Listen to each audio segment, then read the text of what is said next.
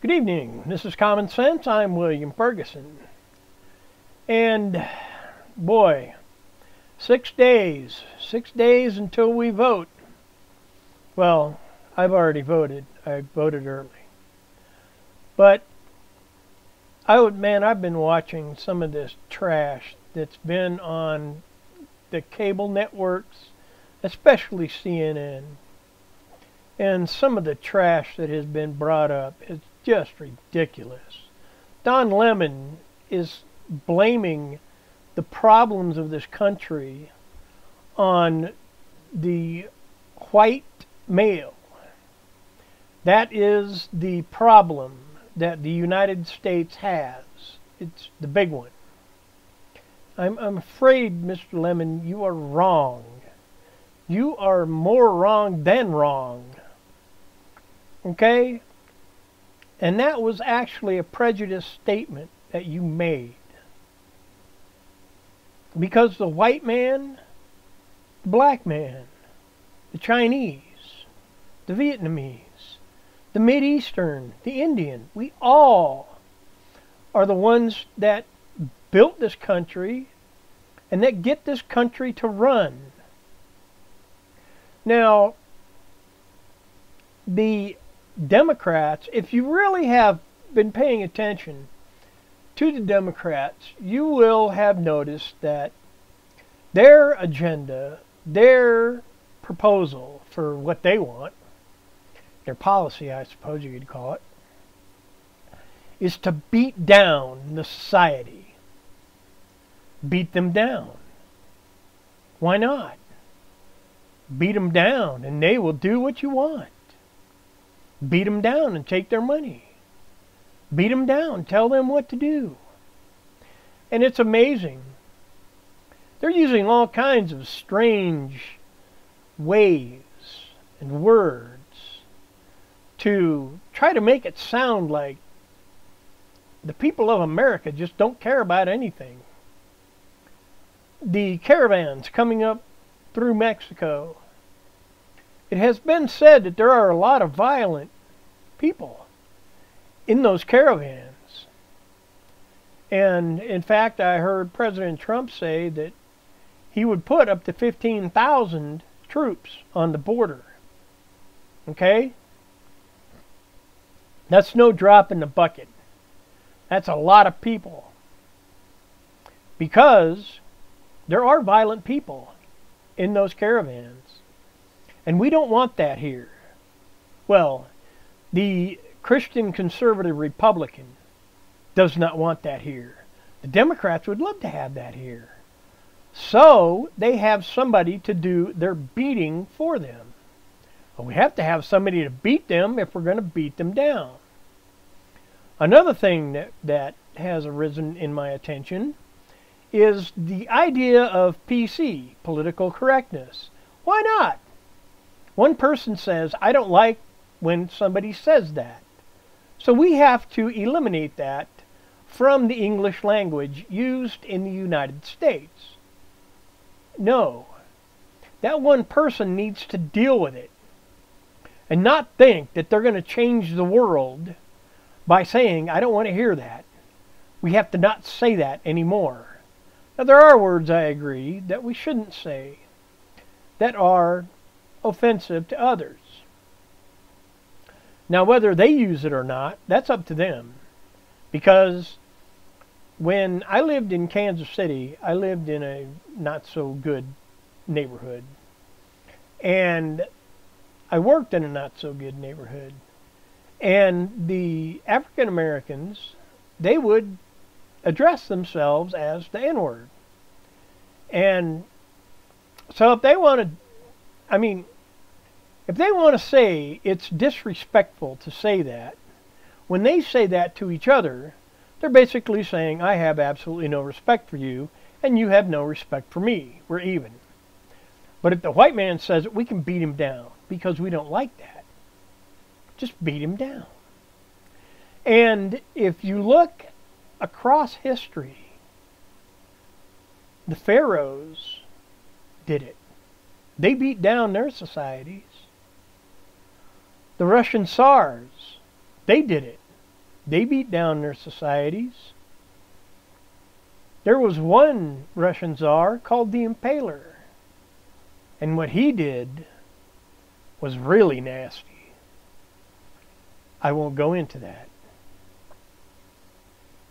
But he beat down his people to force them to do what he wanted them to do, which was basically grow enough food to keep you alive, and all the rest you give to me. And it's been going on even more recently than the czars. The kings of Western Europe and England, they beat down their people.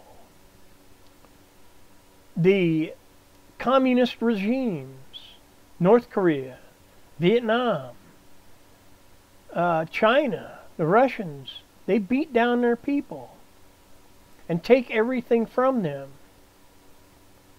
And it's amazing that, well, it's actually not amazing. I guess you could call it human, that the Democrats want to do that in the United States. Invite these people across the border. They're violent. They can help us fulfill our agenda of beating you down. And I'm sure they would be happy to. And the speech that the people use on the mainstream media, it's basically exactly what they want to do. It's propaganda for the liberal Democrat. And they say, oh, well, President Trump is prejudiced. He's the one that's inciting this violence. No. No, it's not. And Don Lemon, as I said before, proved it. He was the one that made the prejudice comment. And he is the one that's trying to say the president is prejudiced. And he's the one causing the violence. He's not. The mainstream media keeps pushing and pushing and pushing that President Trump is destroying the country, causing division, causing hatred. Let's look at President Obama. What did he do?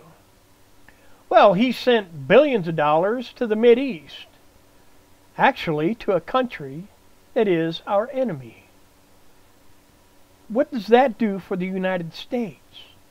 Oh, well, it keeps them from beating us up, beating us down. What did that do for the United States? Except take taxpayer money from the taxpayer and give it to somebody that hates us. That was a brilliant idea, Obama. And they say you have to believe the woman when she screams rape. Really?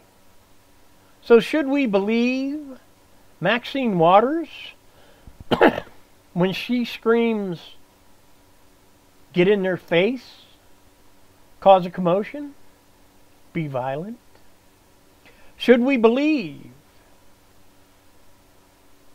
the old Attorney General, Eric Holder, when he says when they go low, kick them? If that is their answer, is violence now, their answer to the question later will be violence. You might as well hear Eric Holder say, if they don't do what I tell them to do, kick them. If they don't do what Maxine Waters tells them to do, beat them down. If Nancy Pelosi demands that you pay money to the government for your health care that you don't need, beat them down. When we take all their money, beat them down. And that's another thing. The Democrats had been pushing a $15 minimum wage. Wow. That'll get you some votes. Okay. Let's put the $15 an hour minimum wage into play. Then what happens? The price of everything skyrockets. And there will be those companies that abuse that idea and say, well, we're going to have to really skyrocket it. Nobody will notice. But we can skyrocket it. And we'll make the profit. And then again, you have the Democrats saying, well, you wanted a $15 an hour minimum wage. There you go. But now that you have that $15 an hour minimum wage, we have to raise your taxes so that in the end you're actually taking home what you would at a lower tax rate, making, say, $8.50 an hour. See, the Democrats, they're deceiving, they're lying. They want the power. They want to tell you what to do. They're not behind us. They're not to help us. Not like President Trump. President Trump is helping. He is helping big time. And the more Republicans we have in the House and Senate, the better off we are. Don't listen to the mainstream media, because all they're doing is pumping sunshine, spewing out lies and deceptions. They want to help the Democrats and their beat them down agenda. Why not? They are now America's propaganda. And the propaganda will need jobs.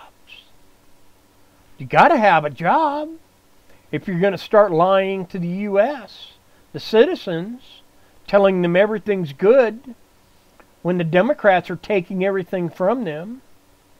And of course, they've always want to say, oh, well, the tax break that Trump did, that's going to destroy the middle class and it's going to help the upper class. No, no, no. What the Democrats want to do is just that. Destroy the middle class so that they have control, and bolster the upper class so that the upper class, the very rich, will give them money.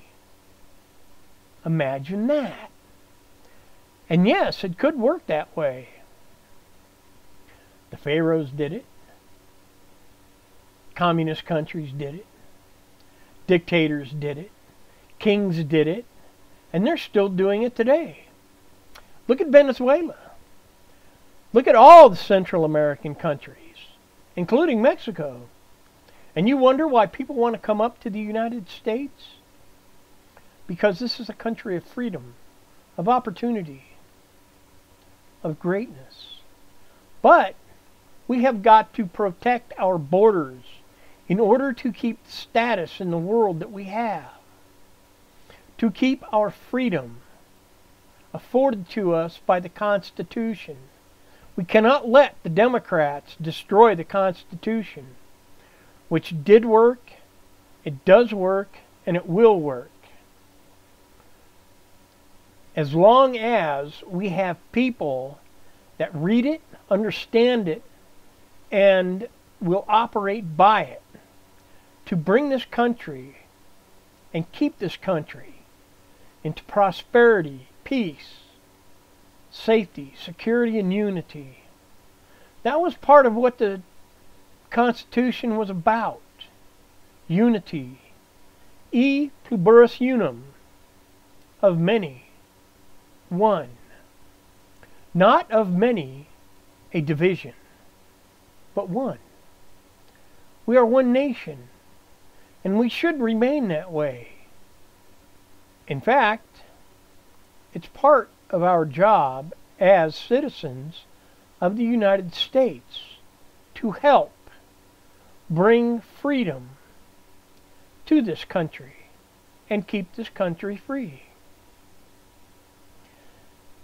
And there is one thing I've noticed big time between the liberal Democrat and the conservative Republican.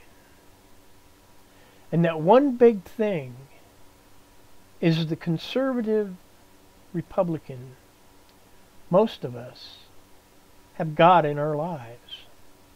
We live by the word that God gave us as an instruction on how to live life. But the Democrats, they don't understand that.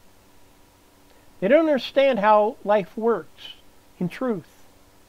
That's why they want to beat down the society.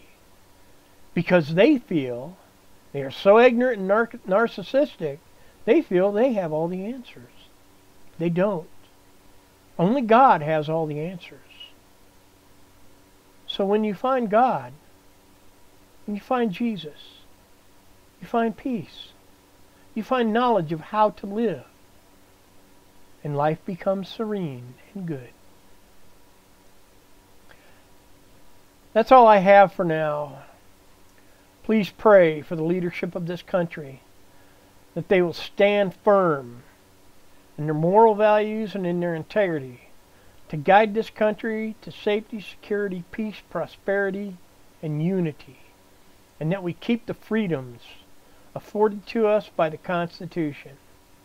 Pray for those who have lost loved ones, and pray for our military around the world, that God will keep them safe and bring them home to their families and loved ones.